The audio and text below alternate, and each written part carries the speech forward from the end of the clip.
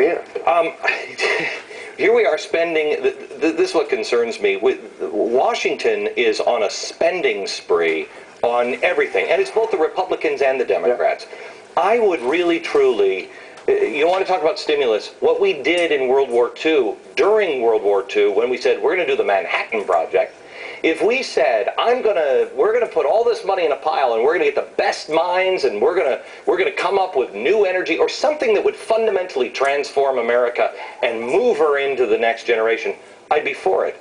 But this spending is out of control, and you say that we're headed for a depression.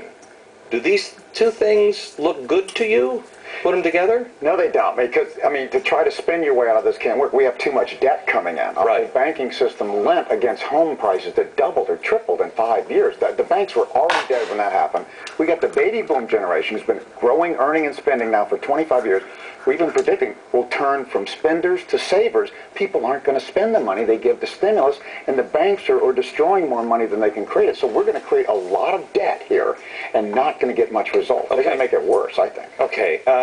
Because I read your book, and when did you write this? Middle of 2008. Okay. First half. Because in some of it, you say, well, if Obama was elected, you didn't think that he would do crazy spending, and I'm reading and I'm going, uh-oh. And I wondered how that compounds it, because you don't believe that we're going to get out of the situation we're in until the 2020s. Well, yeah, broadly, but the worst of this whole banking deleverage and this whole breakdown is probably going to take till about 2012. The financial crises throughout history have usually taken about 5 years, anywhere from 3.5 to 8, but 5 is typical. Okay. I was talking to, Gresh, who is the former Soros partner? You know what I'm talking about? Jim Rogers. Jim Rogers. Yeah, Jim Rogers. I was talking to Jim Rogers on the radio program about a week ago, and he said something to me. I said, everybody's talking over everybody's head. They're not thinking about the 401k person. That's all they have, and they're living close to the edge right now. And I said, should they pull that money out now?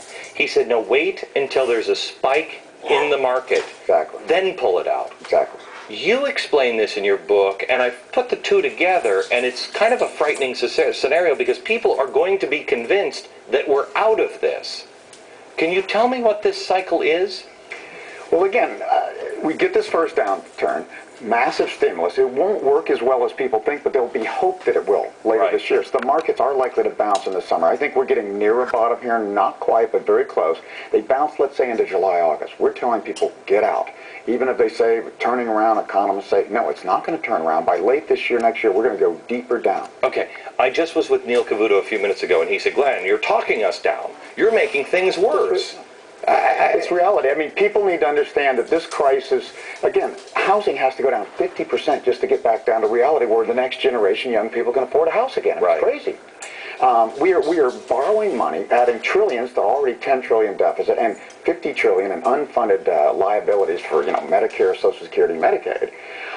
We have to restructure this thing. This is like a Chapter 11 for our economy, including our government. It seems to me, because do you know the former Soviet advisor that was executed under Stalin? Okay, well, he was a wave guy, and I think I think I'm a wave guy because it makes sense to me that everything goes in a creative destruction makes sense to me. It's part of the capitalist system, right? And it's almost as if, as I've been thinking this through, it's almost as if here we are in autumn and we're seeing the leaves change, and somebody says, oh, get these all into a nursery quick, and they take them in. They're going to go to sleep no matter what you do. Exactly. We're going to go into winter. We are exactly going from fall into winter.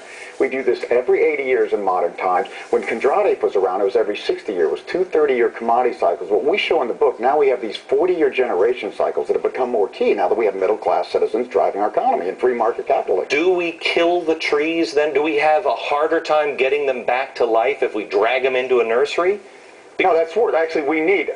Booms, bubble booms like this they magnify innovation. They allow a lot of No, I know that. But now we consolidate down to the companies that did well, and that allows us to grow again. Right, but if we just keep piling money in to try to hold, that's not the thing. It's going to make it, but it's going to make it worse. The system wants to consolidate this down. Okay, back in just a second.